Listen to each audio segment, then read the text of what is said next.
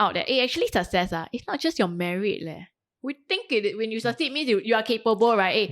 But maybe it's luck, Yeah, and right? maybe it's 3 tuition teacher. Yeah, exactly. Maybe you won that race because normally you're number 2, but just happened number 2 that day got food poisoning, so it's a bit uncomfortable. So that's why you win lucky.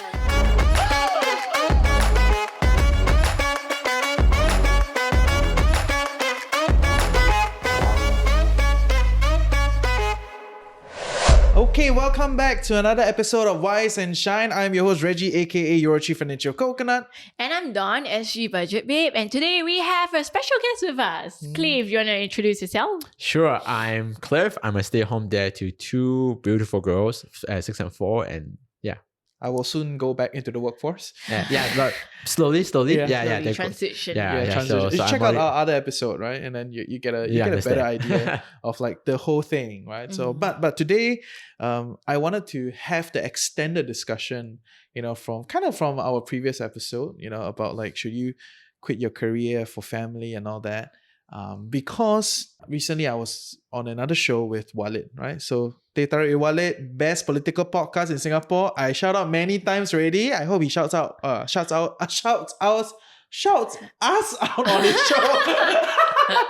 Walid, I love your show, okay? And he was saying that he was very annoyed that the schools were giving gold medals to every kid. Right? In other words, for sports day, right? For sports day, it's like gold medal for every kid. It's like very annoying. It's like, then that means there's no loser, right? That means we're not teaching our kids how to fail, right? That means failure is no longer embraced, and on some level, we becoming lousy at failing, right? So, and that's why there's a genesis for today's episode. Should failure be rejoiced?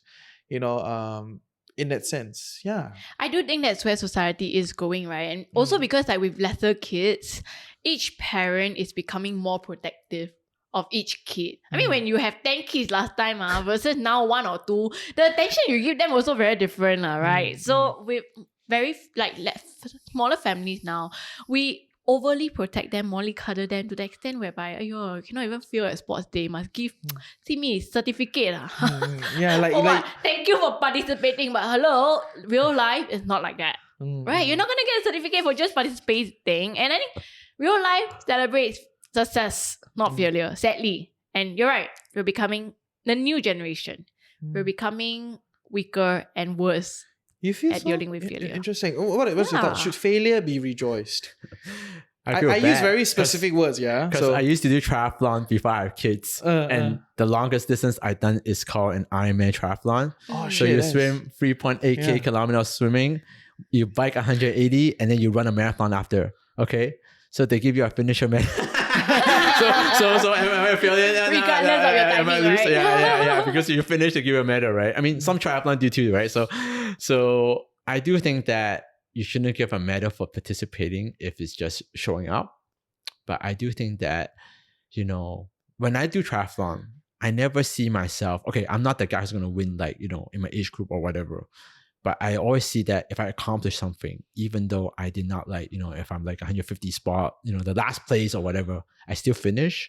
For those races, for me, I still consider a win because I'm growing along the way. It does. And I think like the difference is that for these triathlons, not everyone can complete. I won't even get the finisher. Just show up. Yeah, but the sports day is different. Hello. Yeah, you're right. That's the difference, every right? kid can do it, right? It's not like you're going to die. It's the attendance, right? Yeah, real people can die from all these triathlons. So that's a different I wouldn't thing. say so dangerous. It's very different. But sports days, and the bigger question is, aren't schools meant to be the safe place for kids to fail? And learn to fail. And if doing these things are hindering that process, then where else do we want them to learn where to fail in real life?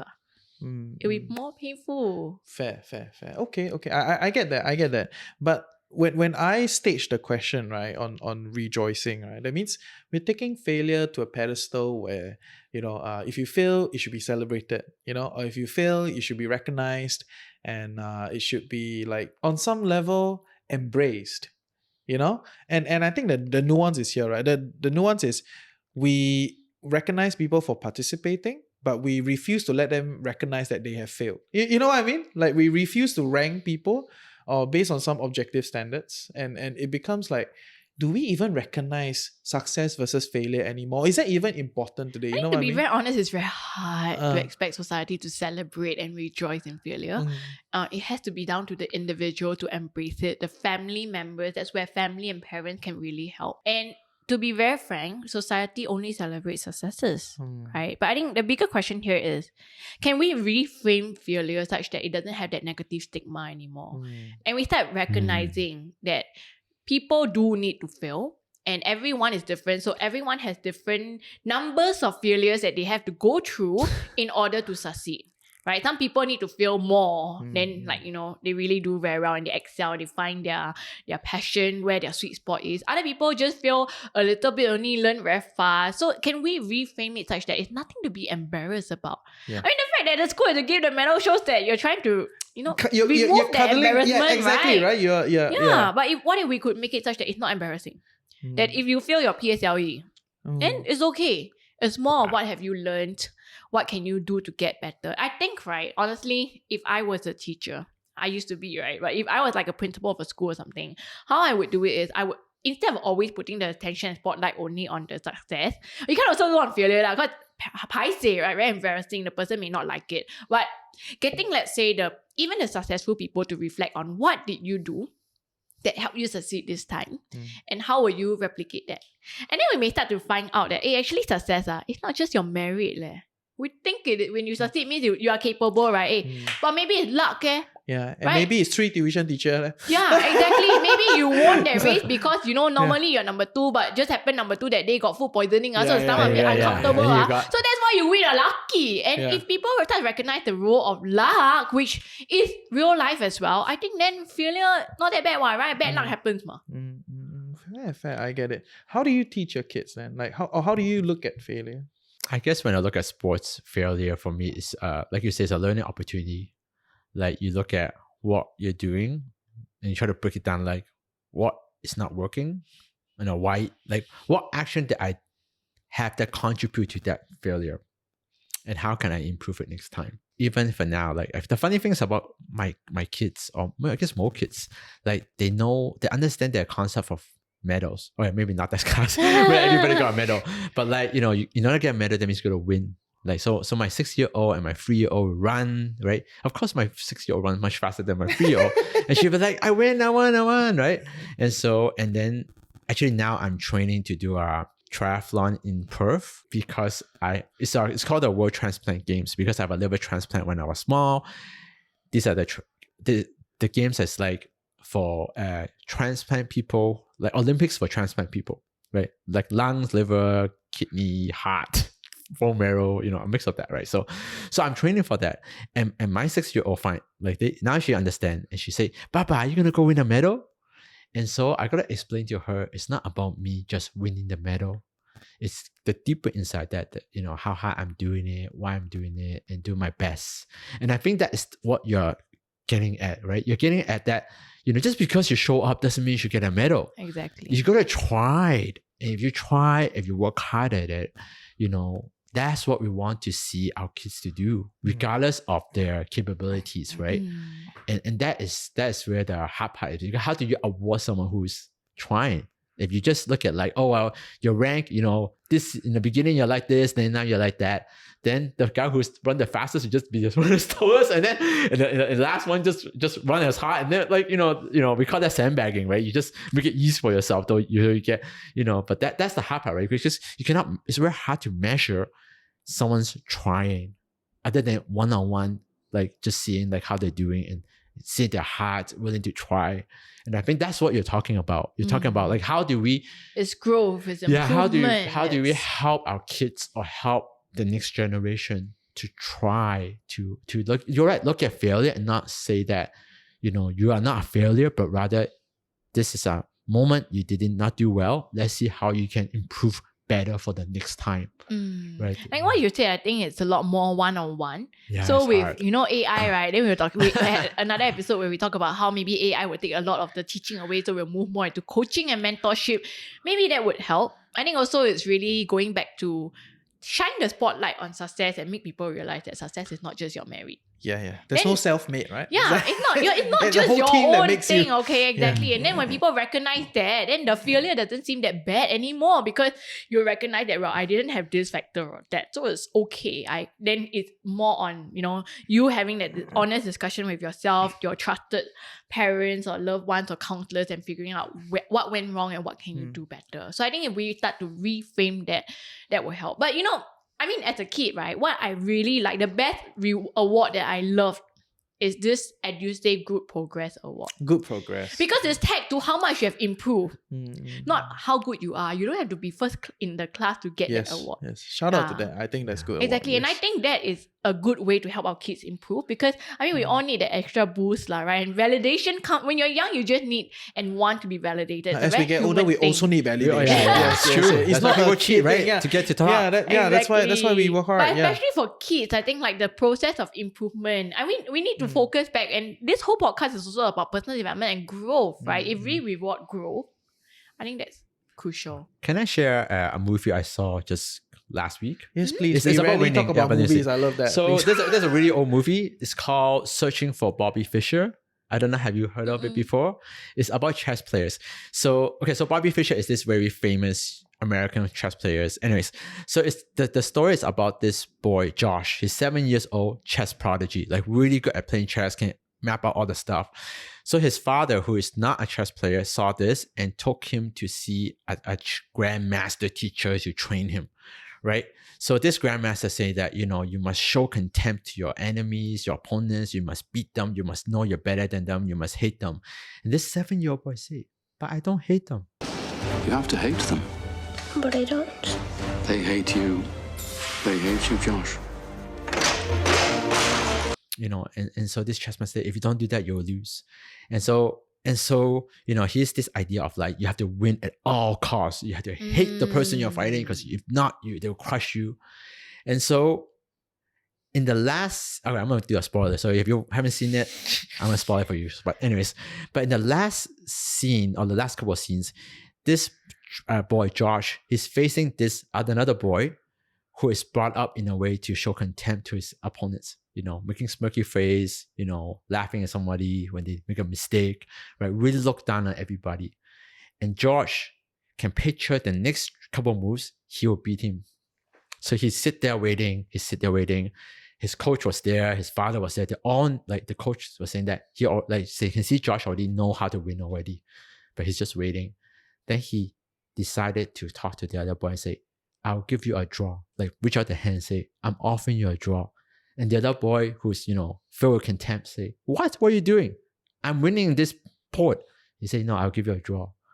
And he said no. And you know what? Josh beat him. So when we talk about winning failure, if Josh took a draw from him to get share a grand prize or whatever, is that failure? What is failure? That if this boy beat him, so for me, like that movie taught me so much about what it means to teach my kids, or what it means about winning and losing, what it means to fail. Because before this scene, Josh purposely throw his game away because he's so tired of have to fight against their opponents and be enemies and stuff. He throw it away. And then he got to, his father let him just enjoy the game for the enjoying of the game, not just about winning.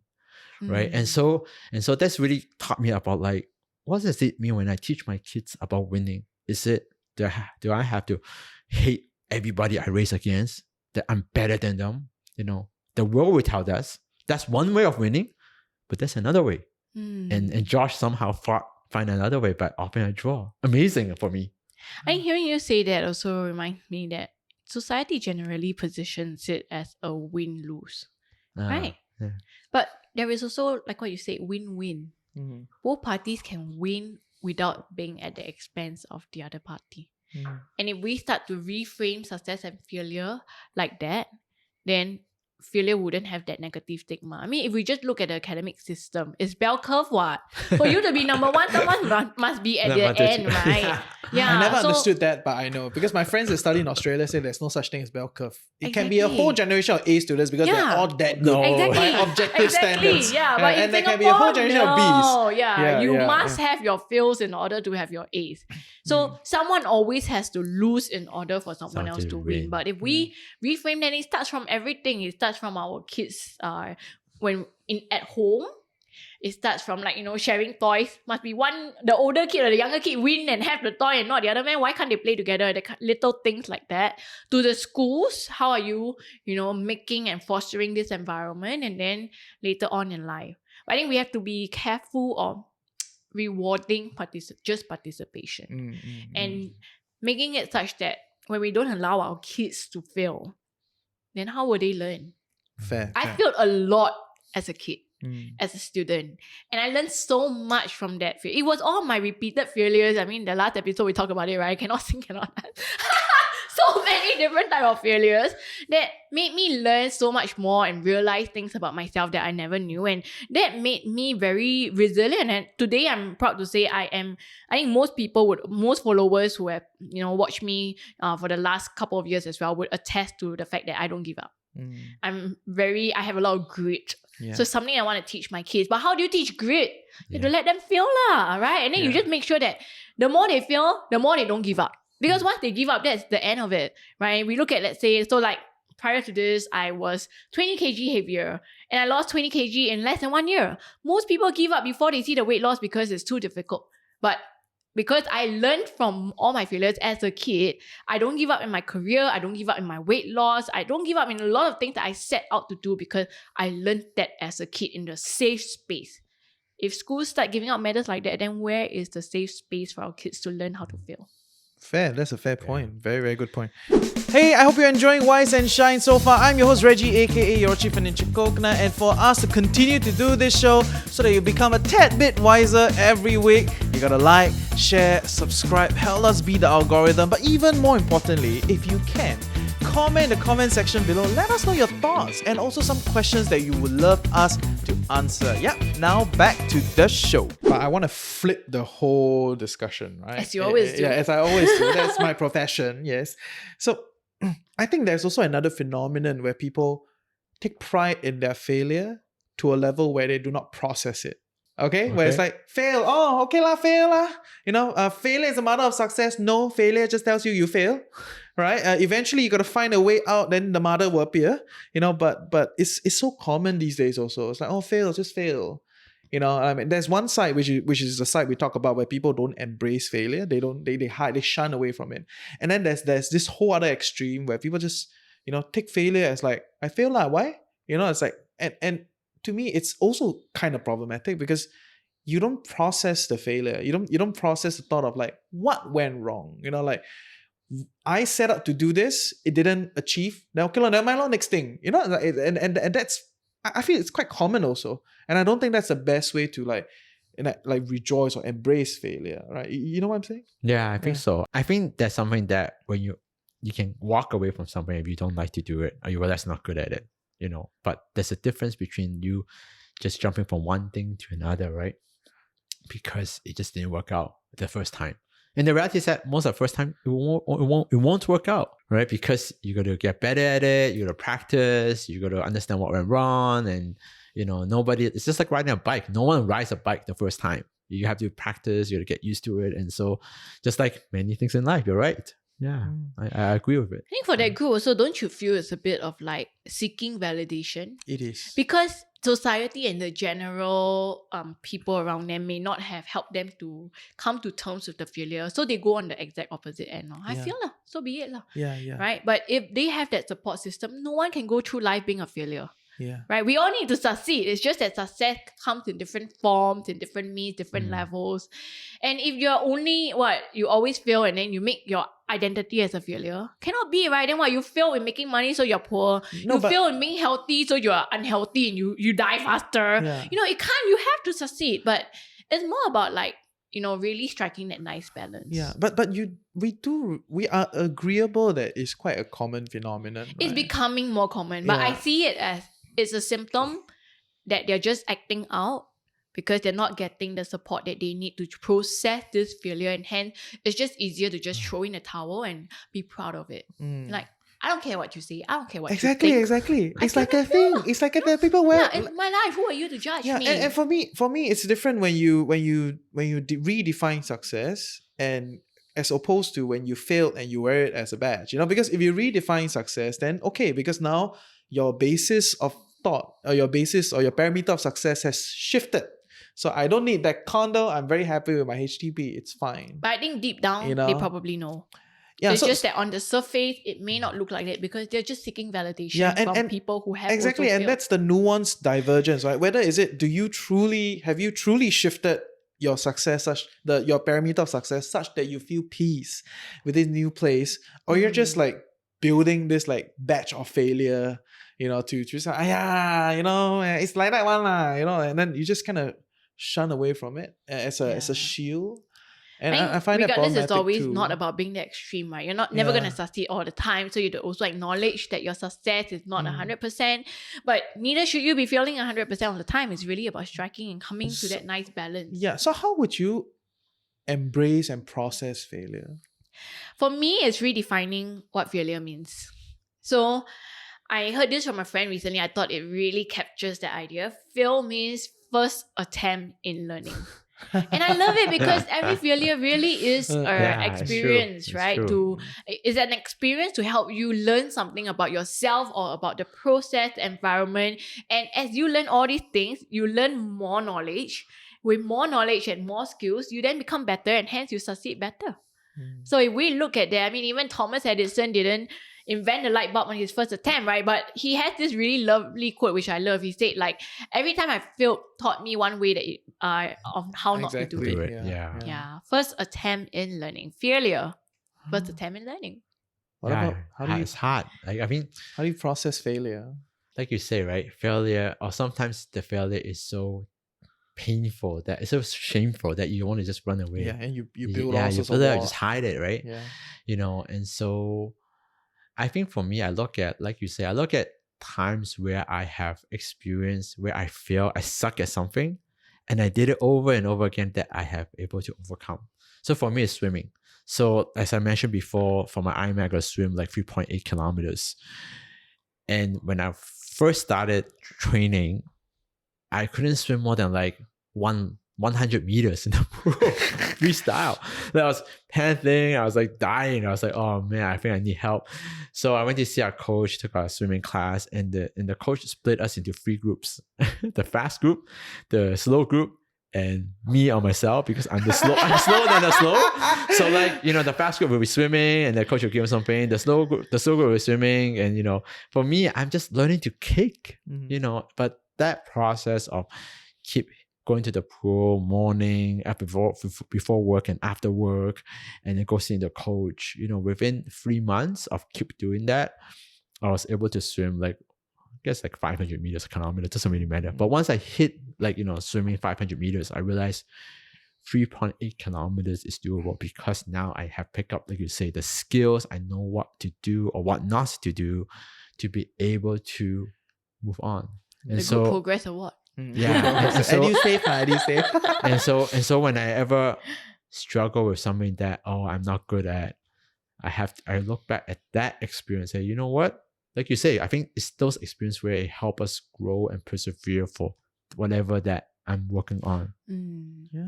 I think parents and teachers play a very big role. Yeah. Of course. Like in not necessarily validating failure, but validating how the person who has failed is currently feeling, supporting them through it, and giving them that safe space to admit and be vulnerable so that we can then step in to help them to learn. Because without that, then the onus falls on the individual themselves to pick themselves up from failure, figure out what is this lesson and move on. But not everyone may have the capacity to do that. Sometimes we need someone to help and guide us along.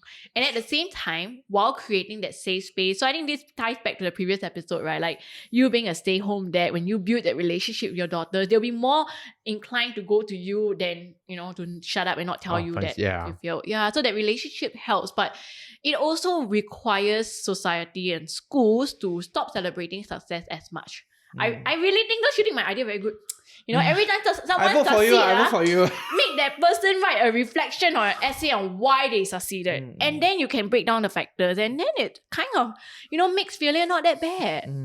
Yeah. And then it will also be less of a stigma. People will feel less vulnerable. And I really think that's how we can reframe and teach our children, hey, it's really okay to fail. Yeah. I broadly agree. I would say like when I feel the failure, I will embrace that shame.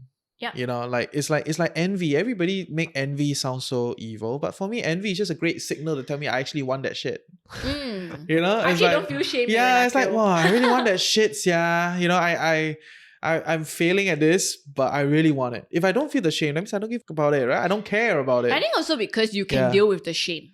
For me, I can't. No, I hate that sensation. No, So I learned not to even feel shame when I fail. Okay, yeah. So and to me, that is also just a way of processing it. Yeah, Right. correct. It's just how you process it. I'm okay to sit with it, but sometimes it gets to me and I ask myself, why do you feel like that? Yeah, the self-processing. Yeah. Why do you feel like that? It's always back to that question. Why do you feel this way? And then, depending on how deep you want to go, and then be like, okay, because I feel like I'm being looked at like that, society is viewing me this way, blah, blah, blah, blah, blah. It's always about being retrospective about your failure. And I think that is a two-part process, right? First part is to recognize how you're feeling and why is it shameful, or like all the emotions that you feel. That's the first part. You work with that emotion.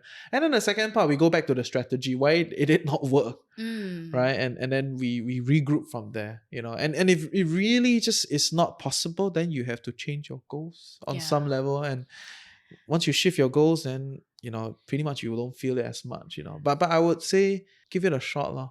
Because if you keep changing your goals, then what are you really setting out for?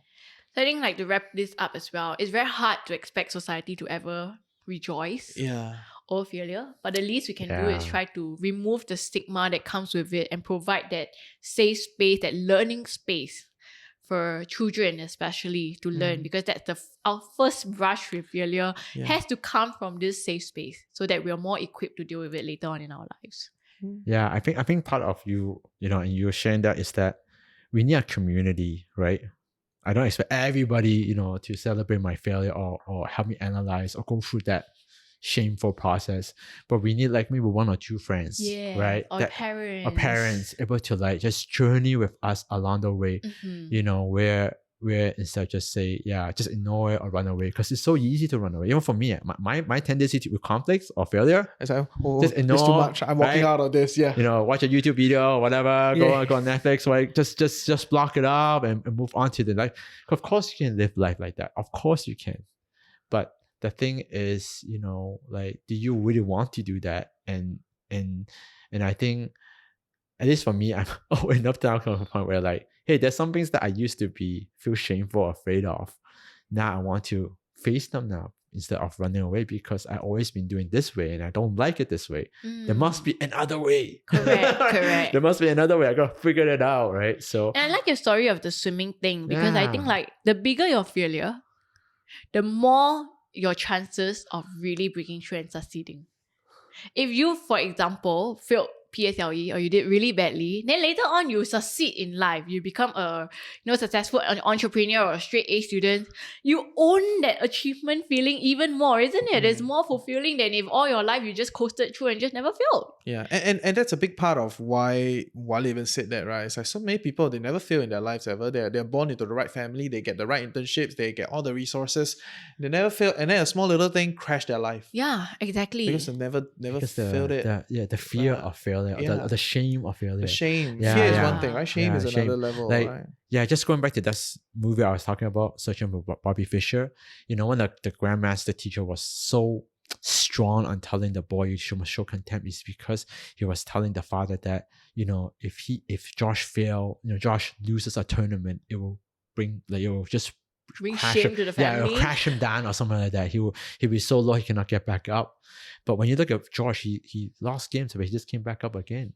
But so my deduction is that the grandmaster is actually fear of failing, fear of losing so much that he cannot face that shame of losing, and he doesn't want Josh to do that. And I think going back to what you say is that how do we encourage or have an environment where kids can fail without feeling shame, so that you can Yes. help them to reflect and do better next time, right? Continue to grow, right? It could be anything, personal development or technical skills or academics. Yeah. But he's the grandmaster. You know? Yeah, so- but still, like, Yeah, but yeah. the funny thing is, even at a grandmaster level, right? He still fear of failure, Yeah. the shame of failure, Yeah. right? And I think this is, I mean, we all have that, right? Like so on like when I'm gonna race in April, like of course I don't want to lose per se, or I'll be the not gonna be completed, right? Of course there's that fear of it, right? But but it's also learning how to journey in that, because in life you have those, right? Fear of not getting a job, fear of not hitting that I don't know, the And it's all about the how you revenue. overcome it. It's how you journey through that fear without running away, right? Because you can run away, you can do other stuff, you can drink or smoke or whatever, do whatever to block that up as a shield, right? Like Coping, you say, yes. how coping mechanism, right? Which is not so healthy. Yeah. Or rather, how do we turn it around and face it and be real with it? I think the other overcome it. thing also we have to recognize is that if we continue to let things be status quo, the shame can really be too much for some people. These Yeah. people will just end up hiding it. Yeah. Right? Like imagine the child who is too afraid and too ashamed that he failed because his parents are both really smart and straight A people.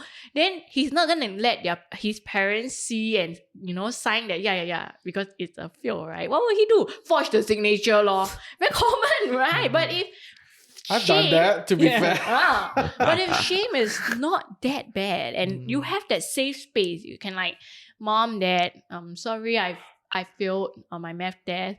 I feel like I am not as smart and I feel bad because you guys are so smart. And if he's allowed to break down and be vulnerable like that, and the parents can step in and say, it's okay, son, things happen, and share their own stories. I think that's such a supportive environment. Then the person will learn how to deal with shame better. But the problem now is that these conversations and these instances are not happening. We're protecting too much. So with all those medals and all, is it really necessary? We need to let our kids experience shame and learn from it, so that failure in their beginning years teaches them and gives them all these soft skills, so that later on when it comes and the parents can't be around with them or for them, they are well equipped to deal on their own. Yeah.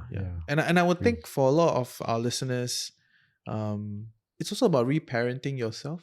Yeah. I mean, it's always about like, kids, next generation. But trust me, if you don't reparent yourself, right, the problem is going to pass out to the next generation. It's true.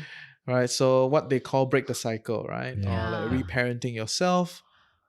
It's so complicated. I mean, it could be like a whole season of discussions. But yeah, if there was one thing that I would recommend you to do, be a little bit more gracious with yourself. Give yourself a bit more space. Don't be so hard. Society already very hard on you.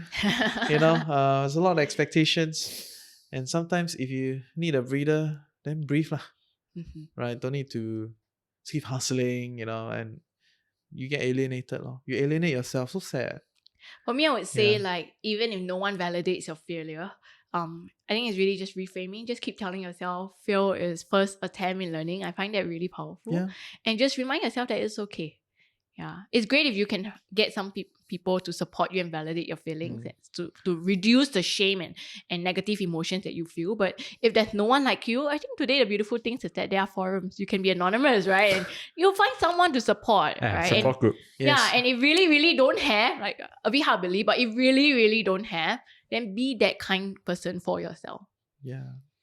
I like that. Cliff, I like any that. last Any closing last words words? for our adults in the house, that are thinking, how to process this failure? Or what is one thing you would say to your daughters about failure?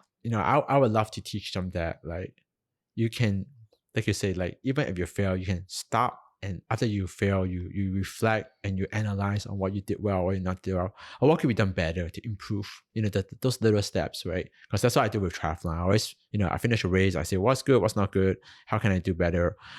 and I think is able to have that, not be so overwhelmed by the shame and not be so overwhelmed by the negative feeling of failing or not doing what you expect, but rather able to overcome that. I would love to teach them that. That's what I love to teach.